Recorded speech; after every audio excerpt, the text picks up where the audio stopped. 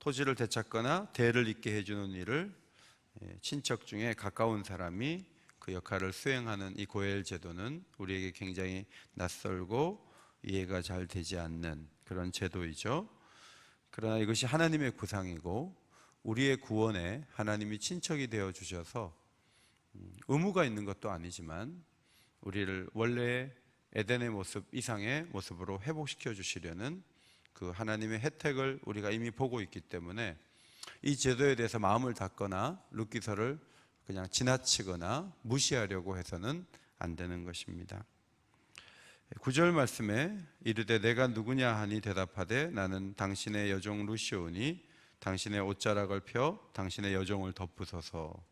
이는 당신이 기업을 물을 자가 됨이니이다 하니.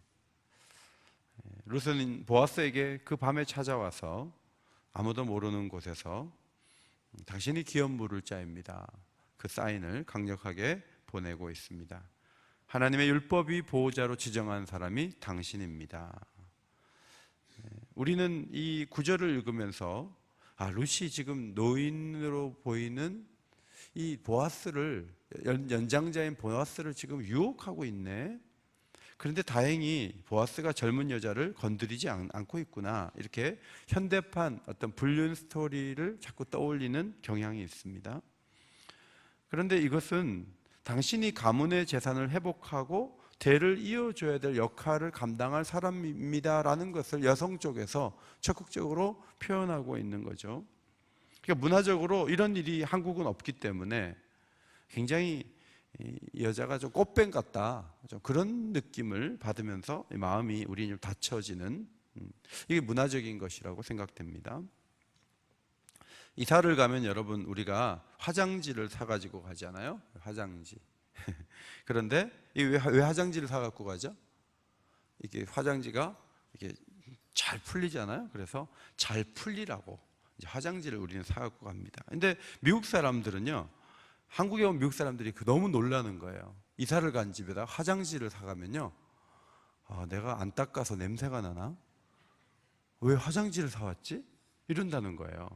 우리는 잘 풀리라고 그냥 사가는데 미국 사람들은 한국 사람들 보면서 이 사람들은 똥을 안 닦나 보다, 그래갖고 서로 이걸 주나 보다, 이제 이렇게 생각을 한다는 거예요. 그래서 처음에 이 문화적 충격이 굉장히 크다는 거죠.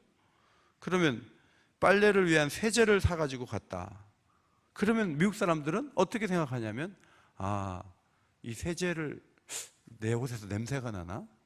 옷을 좀 빨아입으라고 사왔나? 이렇게 생각한다는 거예요, 미국 사람들은. 우리는 그게 그 뜻이 아닌데, 그럼 뭘 사가냐 너희들은? 자기는 도너츠 사간다는 거죠. 도너츠 가서 차하고 같이 마시고 그걸로 주가지 막 화장지, 세제, 막 너무 충격이라는 거죠. 우리는 뭐가 충격이냐 이렇게 되는 거죠. 그러니까 유대인 문화에서는 계대 혼인이라든지 그 다음에 고엘 제도라든지 이런 것들이 이미 사사시대에 인식이 되어 있는 상황에서 이런 일들이 벌어졌다는 것을 이해하는 것이 굉장히 중요하다는 것이죠. 어제 말씀드린 대로 신명기 25장 5절로 10절에 어려움을 호소하는 그 혼자 된 여자가 시동생을 먼저 찾아가는 거죠. 근데 시동생이 형수님 됐어요. 난 싫어요. 형수님 싫어요. 내가 왜 형수님을 도와줘요? 이렇게 나오면요, 장로들에게 이르면 장로님들이 오라 그래가지고 얼굴에 그 여자가 침을 뱉고 신을 벗기고 그 형제의 집 세우기를 즐겨 아니하는 자들에게는 이와 같이 하라, 이런 큰 소리를 칠 수 있는 사회적 배경이 있는 그 속에서 룻이 이 찾아간 사건을 우리가 이해를 해야 된다 하는 거죠. 그런데 찾아가서 이제 요청을 했습니다. 보아스가 깜짝 놀랐습니다. 그런데 이제 문제가 있는 거예요. 이 순서로 보면 사촌이 있고 육촌이 있고 팔촌이 있는데 보아스보다 하나 앞에 있는 아무개가 있는 거예요. 그러니까 룻이 이렇게 얘기를 한다 할지라도 바로 들어주기가 참 어렵고 확신을 주기가 어려운 상황에 있는 거죠. 그래서 우리 같으면 어떻게 얘기하냐면, 어떡하지? 기업 물을 사람이 더 가까운 친척이 하나 있는데 그 사람의 의향에 따라서 이런 결론이 날 것 같아. 그 사람이 안 하면 내가 할게. 이제 우리는 보통 그렇게 얘기를 하는데 보아스는 그렇게 말해버리면 룻이 와, 이게 뭐 또 다른 게 있구나. 외국에서 와서 그 시어머니가 얘기한 그 기업 부르는 그 제도를 따라서 부끄럽지만 나왔는데 보아스가 그냥 단도직입적으로 어떻게 하지? 나보다 더 가까운 사람이 있어서 그 사람이 안 하면 내가 할 수도 있다. 뭐 이렇게 얘기를 하면 그 밤에 완전히 무시를 당하고 돌아갈 수밖에 없지 않겠습니까? 그런데 마음에 힘을 주는 얘기를 충분히 차분히 하는 우리 보아스의 모습을 볼 수가 있습니다. 10절에 보면 이제 이렇게 얘기하죠. 그가 이르되 내 딸아 여호와께서 내게 복 주시기를 원하노라. 내가 가난하건 부하건 젊은 자를 따르지 아니하였으니 내가 베푼 인애가 처음보다 나중이 더하도다. 복 주시기를 원한다고 얘기한 다음에 나이가 같은 또래가 아니라는 거죠. 젊은 자, 아유 저 사람이 나이가 많나? 아니면 적은가? 그런 걸 자기 기준에 따라서 따지지 않고 이게 왔다는 거 너무 귀하다 이렇게 얘기하면서 내가 베푼 인애가 처음보다 나중이 더하도다. 이 무슨 말인가 하면 인애라는 말은요 헤세드거든요. 히브리어 찾아보면 헤세드인데 사람들 사이에 어떤 친절과 충성, 아름다움, 인자함 이렇게 번역이 되는 말이지만 하나님께 사용될 때는 하나님의 언약적 사랑, 언약에 기초한 하나님의 불변적인 사랑을 나타내는데 쓰이는 단어예요. 그러니까 처음은 초혼이고요, 나중은 재혼이거든요. 처음에는 하나님의 언약적 사랑 같은 거 희미하게 알고 결혼을 했을 거예요. 모압 여자가 이스라엘 사람하고. 그런데 나중 이 재혼을 준비하는 이 과정에서 너가 보여준 그 하나님의 언약적 사랑을 신뢰하는 그 모습은 굉장히 크게 보인다. 이렇게 인정을 먼저 해준 것을 보게 됩니다. 자, 11절 말씀을 앞에 보시고 같이 읽겠습니다. 11절 시작. 그리고 이제 내 딸아 두려워하지 말라. 내가 내 말대로 내게 다 행하리라. 내가 현숙한 여자인 줄을 나의 성읍 백성이 다 아느니라. 자, 모압의 관점에서 보면 밤에 타작마당에 한쪽에서 이렇게 이불을 갖고 와서 자고 있는 그 보아스 이불 발치 밑에 이렇게 들어오는 거는요, 모압의 관점에서는 굉장히 좀 음란한 여자나 할 수 있는 일이 아니겠습니까? 그러니까 스스로의 부끄러움을 갖고 있다는 것을 이 보아스는 이미 알고 있어요. 그래서 뭐라고 얘기하냐면 두려워하지 말라. 내가 내 말대로 내게 다 행하리라. 그러면서 네가 현숙한 여자인 줄을 나의 성읍 백성이 다 안다. 이렇게 얘기를 해주는 거죠. 현숙한 여자는 히브리어로 하일 이샤라는 단어예요. 하일 이샤. 하일이라는 이 단어가 덕 있는 여자, 힘 있는 여자, 부한 여자, 용기 있는 여자, 이제 그런 뜻이거든요. 여러분, 내면에 힘이 있으니까 나온 것이고요, 용기가 있으니까 여기까지 나온 거예요. 그런데 이 룻기서는 보아스도 유력한 자라고 2장 1절에 기록되어 있는데 하일 기뽀르 이시라는 단어를 씁니다. 하일 기뽀르라는 말은 강하고 또 강한 그런 뜻이에요. 그래서 하일이라는 단어가 똑같은 단어가 쓰여진 거예요. 이 여성이 굉장히 덕 있고 힘 있는 모습으로 다가왔는데 보아스도 이미 룻기서 저자는 이 사람도 힘이 있고 힘이 있는 사람이었다. 이 두 사람이 내면의 연결고리를 갖고 있다 하는 것을 보여주고 있는데 또 보아스가 칭찬을 해준 거예요.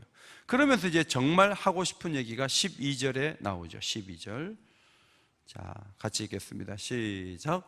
참으로 나는 기업을 물을 자이나 기업 물을 자로서 나보다 더 가까운 사람이 있으니.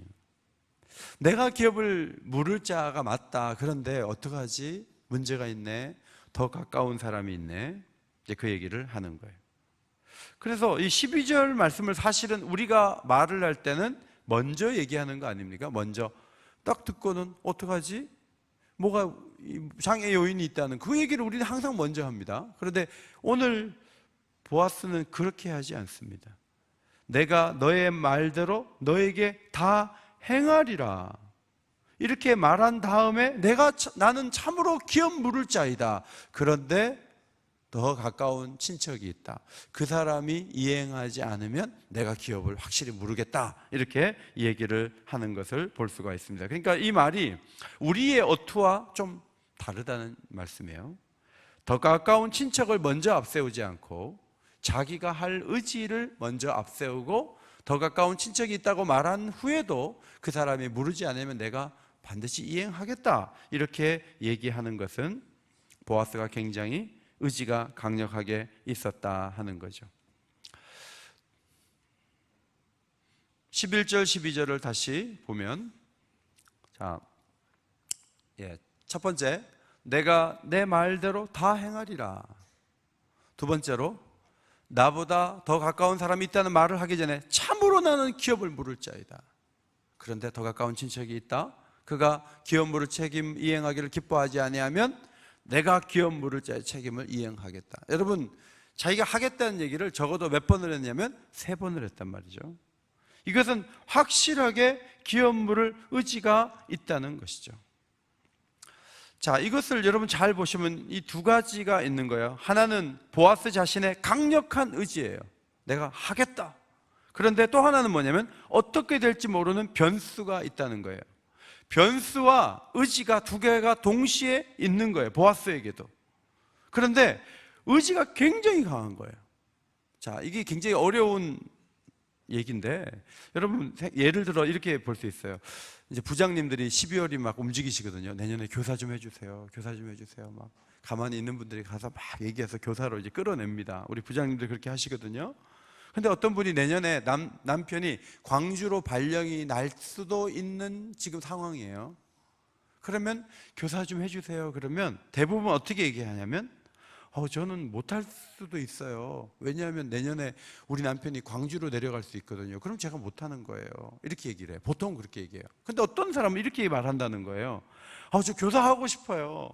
정말 교사 하고 싶었거든요. 얘기해 주시길 제가 기다리고 있었어요. 그런데요, 저희 남편이 광주로 내려갈 가능성이 있어요.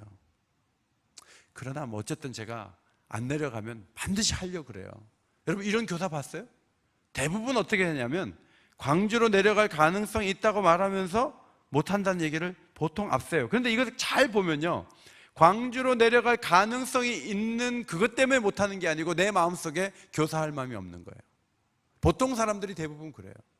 그러니까 의지를 그렇게 앞세우면서 어떤 장애 요인이 있다 할지라도 나는 반드시 해줄 거야 라는 의지가 이 보아스의 빛나는 부분이라는 말씀이에요.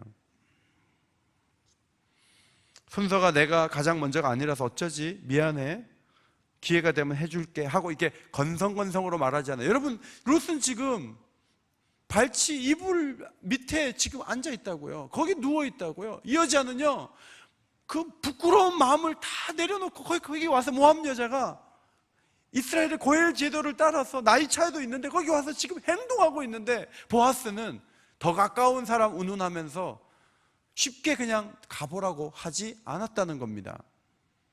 보아스는 네가 말한 대로 내가 다 할 거야. 내가 참으로 기업 물을 자 맞아. 그런데 더 가까운 사람이 있는 건 사실이지만 그 사람이 이행하지 않으면 내가 해줄 거야. 이렇게 말하는 이 보아스의 마음을 읽으면서 룻은 이 사람이 해주겠구나, 이런 확신을 가지고 돌아갈 수 있었다는 거죠. 자, 마태복음 21장 22절에 보면 예수님께서 우리에게 무슨 말씀을 하시면요, 강력하게 말씀을 하세요. 근데 조건이 붙어요. 자, 같이 한번 읽겠습니다. 시작. 너희가 기도할 때 무엇이든지 믿고 구하는 것은 다 받으리라.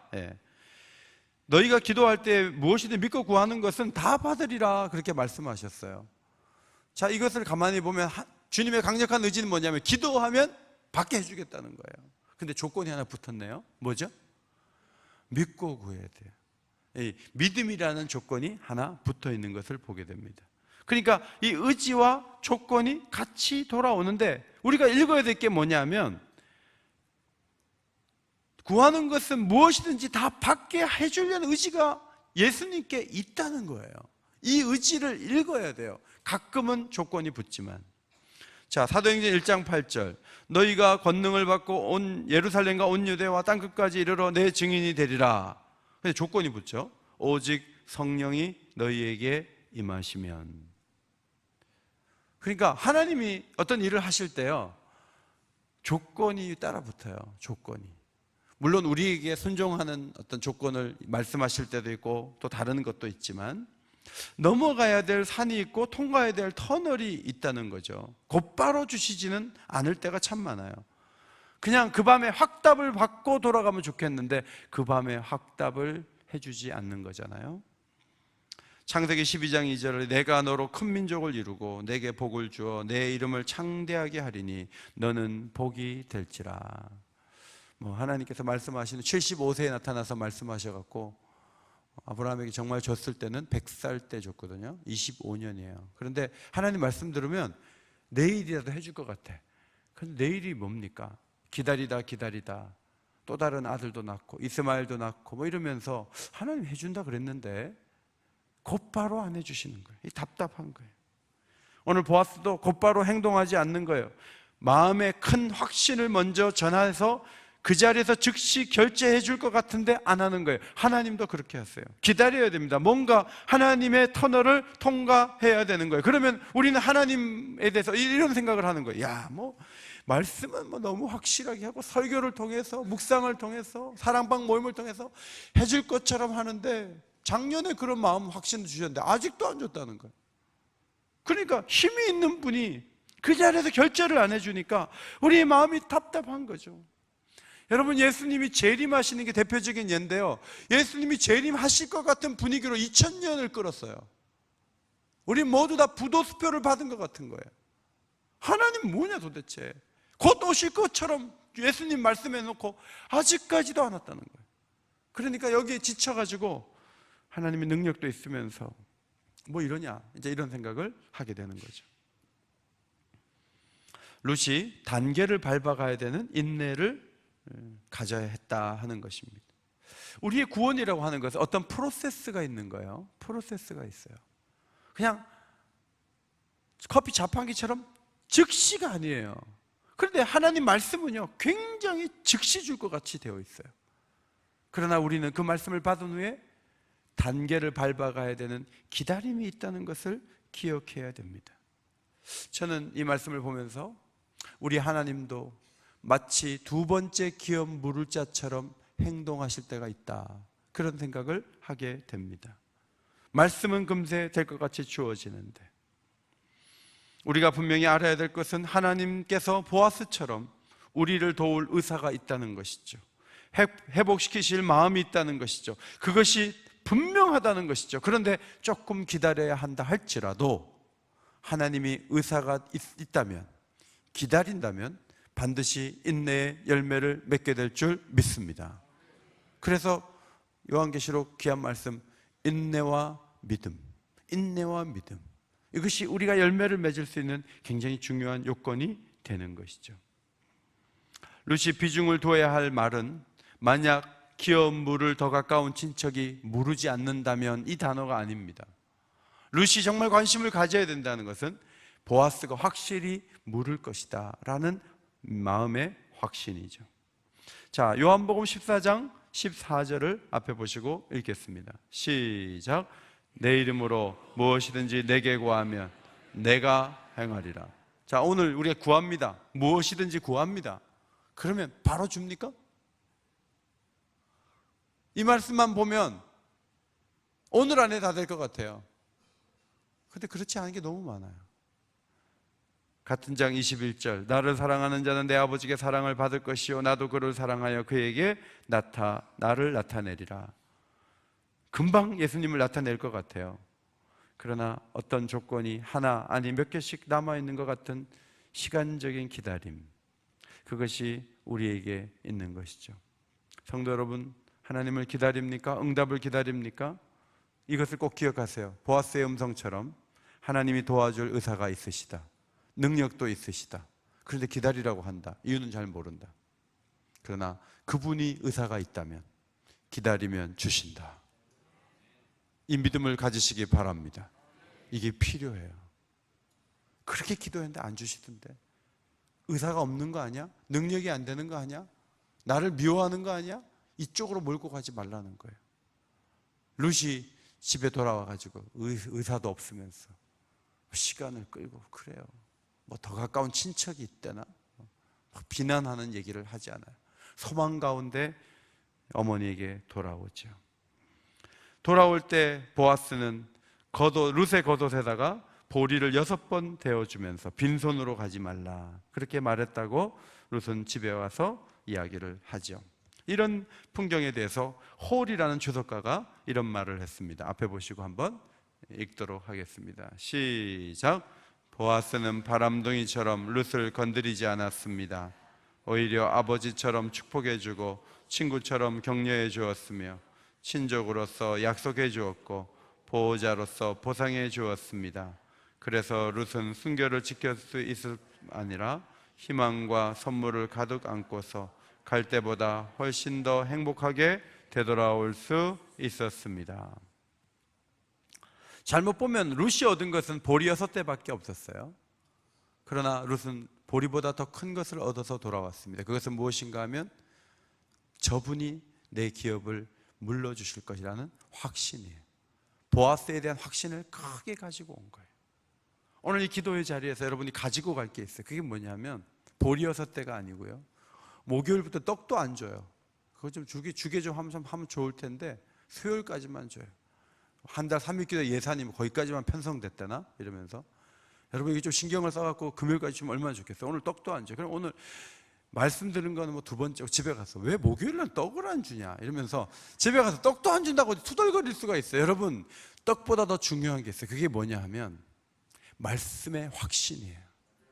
하나님 말씀을 가지고 확신을 가지고 돌아가는 거예요. 아멘입니까? 네, 확신을 갖고 돌아가요. 그래서 응답될 때까지 그냥 흔들림이 없어야 돼요. 하나님이 섭섭하지 않아야 돼요. 왜 기다리려 하냐면 더 좋은 것을 더 좋은 때 주시려고 그럴 거라고. 그렇게 믿고 기다리면 그분이 그렇게 해주실 줄 믿습니다. 그런 신뢰를 가지고 하나님을 바라보는 것이 얼마나 중요해요. 이런 믿음하고 이 통하는 말씀이 18절 말씀이잖아요. 마지막 절 나오미가 이 룻에게 한 말씀이에요. 조급해하지 말고 기다리라는 얘기인데 앞에 보시고 18절 말씀 같이 읽겠습니다. 시작. 내 딸아 이 사건이 어떻게 될지 알기까지 앉아있으라. 그 사람이 오늘 이 일을 성취하기 전에는 쉬지 아니하리라 하니라. 그 사람이 오늘 이 일을 성취하기 전에는 쉬지 아니하리라. 그때까지 앉아있으라. 여러분 기도하고 나서 우리의 모습을 보여주는 거 아니에요? 하나님께서 쉴 것 같아요? 하나님께서 주무십니까? 하나님께서 능력이 다 빠지셨습니까? 하나님 노인이 되셨습니까? 하나님 못해주는 겁니까? 아니라는 거예요. 그분이 일을 성취하기까지 쉬지 않는다는 사실을 믿으시기 바랍니다. 하나님 쉬지 않으세요. 제가 쉬지 않는다는 단어를 찾아보니까 굉장히 많더라고요. 구약 성경에 참 많아요. 하나님 쉬지 않는다는.